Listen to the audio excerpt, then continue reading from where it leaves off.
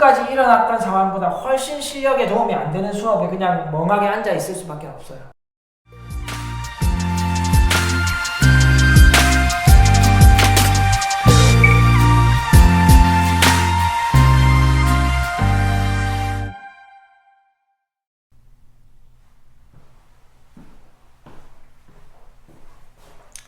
안녕하세요, 아는 선생입니다. 자, 오늘은 우리 또 학원 이야기 한번 해보도록 합시다. 학원에 조금 이제 뭐 규모가 작든 크든 어쨌든 모든 학생들을 한 수업에서 한다는 건 사실 좀 개별 지도를 정말 따로따로 해줄 수 있는 게 아니라면 모든 학생들을 같은 반에서 수업하기는 굉장히 힘듭니다. 사실 모의고사 1등급 안에 있는 학생을 지도할 때도 그 1등급의 제일 앞부분에 있는 극상위권 학생과 1등급의 끝에 있는 4% 이내에 있는 그 학생의 실력도 다르기 때문에 학생들의 실력 차가 이제 있고, 그 학생들을 지도하는 거는 당연히 그 폭이 더 좁았을 때보다 조금 더 힘들게 되는 거죠. 그래서 레벨이 이제 어쩔 수 없이 학생 교육을 위해서 혹은 지도의 편의를 위해서 이렇게 레벨이 나눠져 있습니다. 대부분. 거기에서 레벨이 떨어지는 경우에 대해서 한번 생각해 볼 예정이에요. 레벨이 올라가는 경우는 특별히 생각할 필요가 없는 게, 그죠? 레벨이 올라가는 경우에는 실력이 좋아졌기 때문에 우리 학생의 레벨을 올리는 거니까 뭐 전부 다 해피한 상황이라고 볼 수 있죠. 근데 그게 아니라 반대로 레벨이 떨어지는 경우는 불행한 상황인가, 뭐 불행한 상황이라고 할 수도 있겠지만 어쨌든 그렇게 기대했던 상황은 아니잖아요. 기분이 좋은 상황은 아닌 거죠. 그래서 그 부분에 대해서, 그 부분이 발생했을 때 어떤 상황인가 한번 제 경험과 다른 학원의 경험 제가 모르니까 제 경험과 아이의 상황 이런 걸 보고 한번 생각해 보도록 하죠. 거기에서 우리 학부모님들께서 결정해야 되는 것도 있으니까 거기까지 한번 생각해 보도록 하겠습니다. 자, 그래서 학원 레벨이 떨어졌을 때라고 제목을 지었어요. 이거는 일단 학원의 레벨이 뭐냐 라는 관점. 제가 예전에 찍었던 그 학원의 레벨이 높은 거 좋으냐 낮은 게 좋으냐 뭐 이런 거 이야기할 때 학원 레벨은 제가 맞는 게 좋다 그랬죠.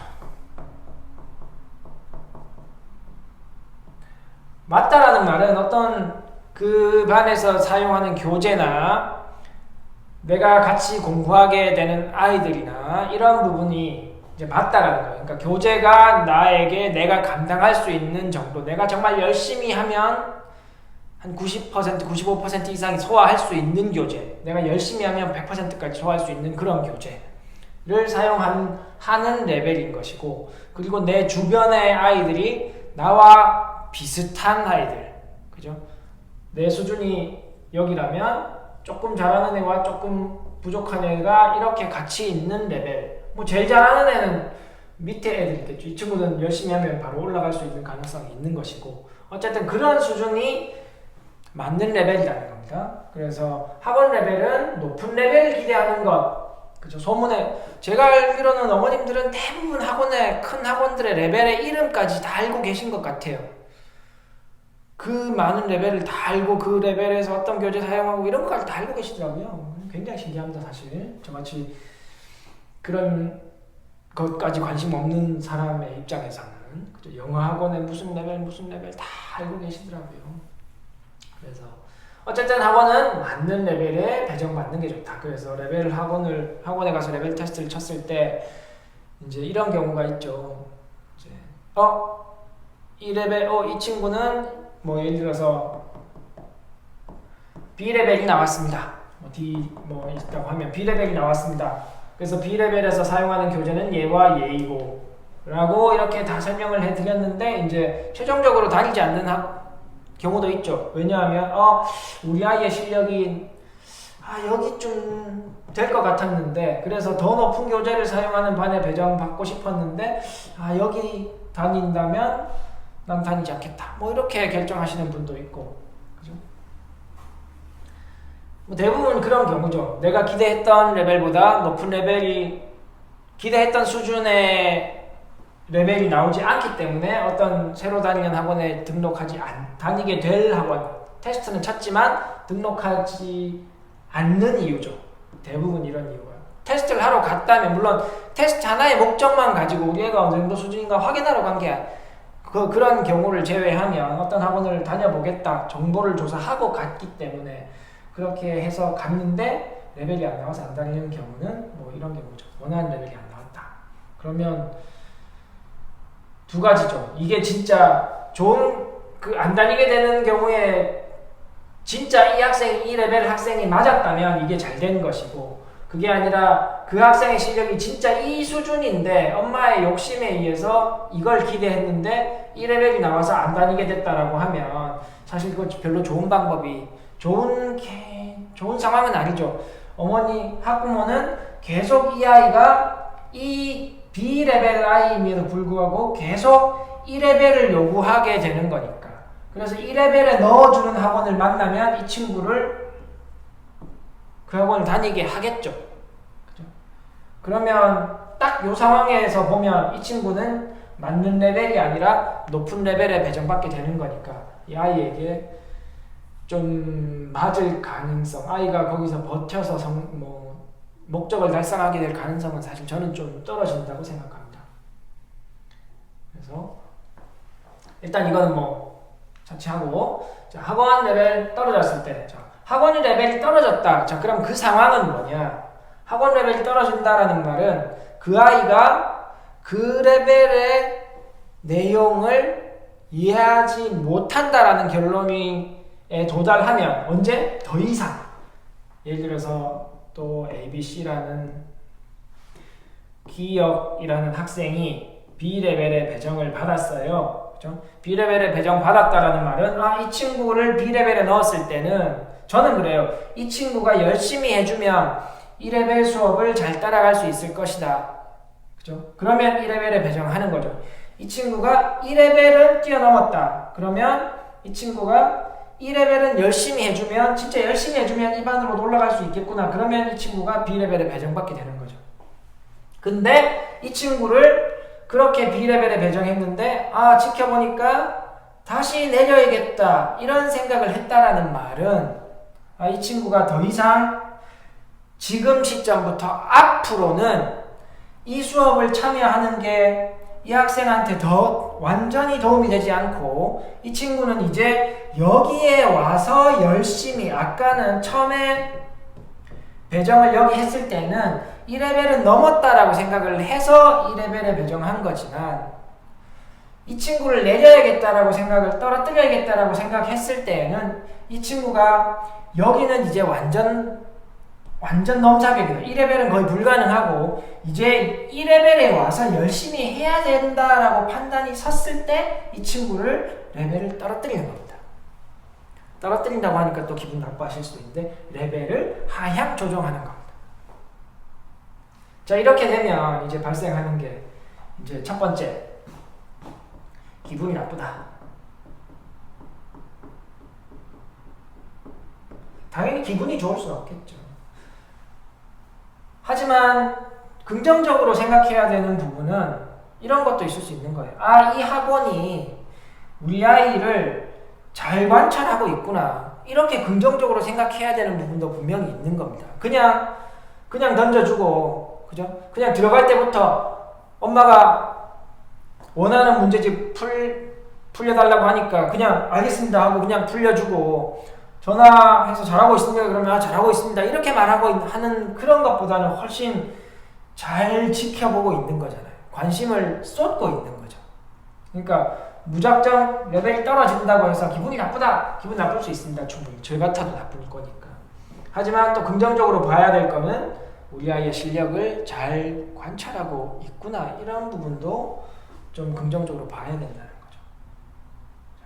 자, 기분이 나쁘다. 자, 그래서 두 번째, 이제 결정을 해야 되는 거죠. 이런 경우가 제일 많이 발생합니다. 자, 기분이 나쁘다. 그래서 아이를 보면 그냥 똑바로 공부하지 그랬어 이러면서 막 짜증도 낼 수도 있는데, 자, 지금 상황에서 이제 결정을 해야 되는 겁니다. 이 레벨을 낮춘다, 하향 조정한다고 했을 때 계속 그 레벨, 학원에서 권하는 레벨을 다닐 거냐? 두 가지가 있죠. 세 가지가 있죠. 2-1 레벨을 고집한다.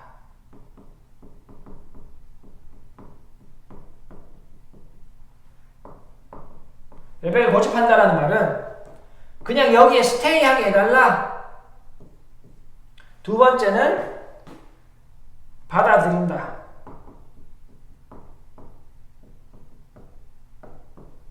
세 번째는 끊는다, 학원을. 자, 여기서 제가 경험상 제일 안 좋은 거는 이거예요. 레벨을 고집한다. 이게 제일 안 좋은 겁니다. 이건 정말 내 기분이나, 그러니까 기분을 뭐 좋게 할 수는 없죠. 이미 떨어뜨린다라는 결심이 난 거고 그런 소식을 들었으니까. 근데 레벨을 고집하는 거는 사실 아무런 도움이 안 됩니다. 첫 번째. 이미 이 친구는 이 반의 수업을 따라갈 수 없는 학생이에요. 그래서 떨어뜨린다라는 말은 그 레벨을 하향 조정하는 거기 때문에, 그죠? 여기에 계속 놔두면 지금까지 일어났던 상황보다 훨씬 실력에 도움이 안 되는 수업에 그냥 멍하게 앉아 있을 수밖에 없어요. 그러니까 실력에도 도움이 안 되죠. 그 다음에 학원에 그 수업 안에서도 아마 분위기가 그렇게 좋지 않을 가능성이 높아요. 계속 그렇게 되면 또 학원에서 집으로 전화를 자주 하게 되겠죠. 수업이 제대로 안 되니까. 수업이 실력에 맞지 않는 수업에 들어가면 숙제하기가 힘들고, 숙제하기가 힘드니까 숙제를 대충 하게 되고, 숙제를 대충 하니까 수업이 제대로 안 되고, 수업이 제대로 안 되니까 계속 악순환이 되는 거죠. 그러니까 레벨을 고집하는 거는 정말 좋은 방법이 아닙니다. 무슨 기분 좋자고 레벨을 고집해요. 정말 학원에서 우리 아이의 실력을 파악하는 게 잘못됐다면 모르겠지만 그게 아니라면, 그죠? 레벨 고집하는 게 정말 제일 안 좋은 거예요. 사실 두 번째, 받아들인다와 끊는다는 건 사실 같은 이야기입니다. 받아들인다라는 건 우리 아이를 잘 관찰하고 있구나. 그래서 우리 아이가 지금 이 레벨을 따라갈 수 있는 상황이 아니구나. 그래서 이 레벨로 조정해 주는 거니까 우리 아이 상황을 분명히 집에서도 압니다. 이 상황을 보니까 이 레벨을 하는 게 맞겠어. 그렇게 받아들이면 이 아이에게 필요한 레벨에 배정받아서 다시 열심히 할 수 있게 되면 되는 거죠. 여기 두면 너무 어려워서 이 친구 못 따라간다니까. 해볼만 한데 넣어줘서 다시 좀 기운을 북돋아주는 그런 기회가 필요한 거죠. 그래서 받아들인다는 거는 사실은 굉장히, 물론 제 입장에서는 학생이 학원을 떠나지 않으니까 제 입장에서 사실 솔직히 말하면 좋은 일입니다. 자, 그러면 끊는다라는 의미는 뭐냐 하면 제가 해석할 땐 이거예요. 학원을 끊었어. 기분을 나빠서 끊든 뭘 끊든 그런 걸 이유를 떠나서 분위기를 바꾸든 어쨌든 끊었어.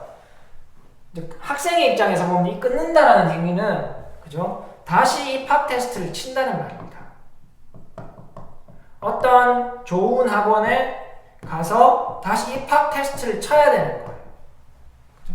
입학 테스트를 치면 이 학원도 어느 정도 좋은 학원이라고 했을 때 이 친구가 새로 가서 입학 테스트를 쳤을 때 이 친구가 B레벨에 같은 수준, 원래 있어서 힘든 이 수준에 배정받을 이게 좋은 학원이기 때문에 B레벨에 배정하게 될 가능성이 없어지는 거죠.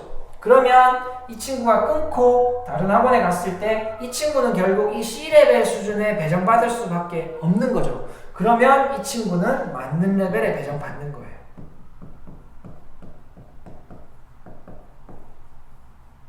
그러면 이 학생의 학습 측면에서만 보면 레벨을 내려서 맞는 레벨에 배정받는 것과 같은 효과를 주기 때문에 그런 측면에서 보면 이 받아들이는 것과 끊는 건 같은 이야기라는 거예요. 근데 조금 다른 게 있다면 다른 학원에 가면 아이가 다시 적응해야 됩니다. 그 학원의 시스템에 다시 적응해야 되고, 첫 번째. 두 번째, 예를 들어서 어떤 학원을 오래 다녀서 끊었다라고 했을 때 기분 전환이 될 수 있죠. 분위기 전환이 될 수도 있죠. 어머님들이 좀 자주 원하시는, 너무 오래 다녀서 분위기 전환하고 싶다. 분위기 전환 될 수 있고, 그러면 얘는 긍정적이고 적응하는 거는 조금 아이가 힘들게 하고, 세 번째는 혹시 입학 테스트를 받았는데 이 학원이 좋은 학원이 아니라서 엄마가 원하는 B 수준의 배정 문제나 이런 걸 푸는 높은 반에 배정을 해버린다면, 그죠? 잘못된 배정이 된다면 이거는 아이 학습 측면에서 좋은 게 아니겠죠. 그러니까 이런 리스크나 이런 것들, 이런 고려사항까지 끊는다는 데는 포함해야 된다는 겁니다. 그래서 이 학원의 레벨이 떨어졌을 때, 그죠? 무작정 기분 나쁘겠지만 어쨌든 기분 나빠하시지 마시고 한번 이성적으로 한번 생각을 해보시는 게 더 아이의 학습 측면에서 보는 거예요. 그죠? 물론 학원에 우리 아이의 실력을 높이기 위해서 학원을 다닌 거지만, 그렇게 실력이 학원에서 가르치는 것 하나만 가지고 높아지는 건 아니잖아요. 결국에는 아이들과 같이 만들어 가야 되는 거기 때문에, 더군다나 학원 수업 일주일에 2시간씩 2번 오거나 3시간씩 2번 오거나 뭐 길게 한 번 오거나 이런 상황이고, 집에 가서 몇십 시간을 머물다 오는 이런 상황에서는 저는 그렇게 생각합니다. 어떤 선생님이 해줄 수 있는 것이, 만약에 학습을 우리 아이의 전체 학습을 어떤 이런 크기의 초를 태우는 작업이라면 선생님이 해줄 수 있는 것은 그 초에 불을 붙여주는 작업이에요. 그리고 그 초를 꺼지지 않게 집에 가지고 가서 3, 4일 동안 잘 태워서 다시 가지고 오는 것, 그게 학생이 해야 되는, 꺼지지 않도록 촛불이 꺼지지 않게 잘 관리하고 그렇게 하는 게 학생이 해야 할 작업인 거죠. 그래서 학생이 집에 가서 그 촛불을 제대로 관리하지 않고 꺼뜨려 버리면, 그러면 촛불을 붙이는 의미가 없어지는 겁니다. 그래서 서로 보완적인 관계이긴 하지만, 그죠? 어떤 촛불이 붙어있는 상태, 학원에서 촛불을 붙여준 상태에서 집에 갖고 가서 그걸 잘 관리해야 한다는 측면에서 잘 관리가 되어야 그 수십 시간 동안 촛불을 많이 태울 수가 있는 거잖아요. 그래서 어떻게 보면 저는 학생의 어떤 태도나 그런 상황이 훨씬 대부분 동의하시겠죠. 학생의 태도나 그런 것들이 학생의 실력 향상에 더 많은 부분을 차지하기 때문에 이제 이런 레벨이 떨어지는 경우에, 그죠? 현재 상황을 잘 파악하고 학생을 체근하고 막 왜 떨어졌냐 이렇게 하는 것보다는 너 지금 실력이 좀 많이 부족한데 예전보다 좀 떨어졌네, 뭐 고민이 있니, 뭐 같이 한번 해결해 볼까, 이렇게 이야기를 하고 레벨이 떨어졌는데 그걸 가지고 레벨이 왜 떨어졌냐 막 짜증내고 화내는 것보다는 레벨이 떨어져서 엄마 생각에도 아빠 생각에도 지금 이 책이나 이 난이도는 네가 감당하기 힘든 것 같아. 그래서 조금 난이도를 낮춰서 한번 해보면 나한테도 도움이 될 것 같고, 그죠? 그렇게 해서 다시 노력해서 또 위에 레벨로 올라가서 또 열심히 해볼 수 있지 않을까? 뭐 이렇게 대화를 풀고 아이를 설득하고 뭐 그런 방법이 저는 오히려 좀 더 바람직한 게 아닌가 싶습니다. 물론 또 학원을 옮겨서, 만약에 레벨이 떨어지는 경우에 학원을 옮겨서 또 새로운 분위기를 아이에게 주는 것도 충분히 의미가 있습니다. 그래서 어느 게 좋다 이렇게 제가 뭐라고 말씀드리기는 어렵고, 그죠? 지금 말씀드린 이런 장단점이 있으니까 이런 걸 다 고려하셔가지고 지금 같은 상황이 충분히 많은 학생들에게 발생합니다. 제가 레벨을 올릴 때도 있고 떨어뜨릴 때도 있으니까, 그러니까 충분히 우리 시청자분들한테 일어날 수 있는 상황이기 때문에 한번 생각해 보시는 시간이 되었으면 하는 바람으로 영상을 찍었습니다. 오늘은 여기까지 하겠습니다. 감사합니다. 수학 화이팅! 안녕!